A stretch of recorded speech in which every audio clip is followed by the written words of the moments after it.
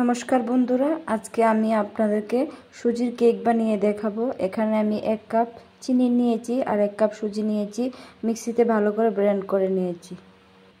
এখানে আমি দুধ দিয়ে দেব, ভালো করে মিক্সড করব।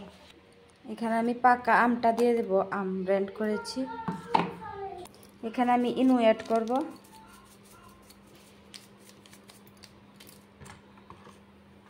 দেখুন, দেখতে কি অসাধারণ লাগছে। আমি একটা বাটিতে ভালো করে তেল ব্রাশ করে এটা দিয়ে দিয়েছি, বাটিটা দিয়ে দিয়েছি। এবার কিছু এতে ড্রাই ফ্রুট অ্যাড করব।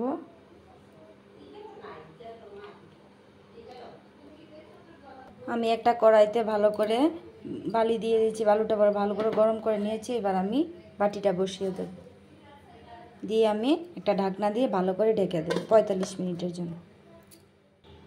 দেখুন বন্ধুরা, দেখতে কি অসাধারণ লাগছে আমার কেকটা। হয়নি, আর একটু বাকি আছে, হয়ে যাবে।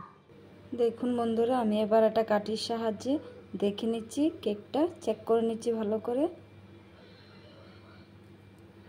এবার আমার হয়ে গেল কেকটা। দেখুন বন্ধুরা, হয়ে গেল আমার কেকটা। আমি এবার একটা 1 পিস কেটে দেখাচ্ছি।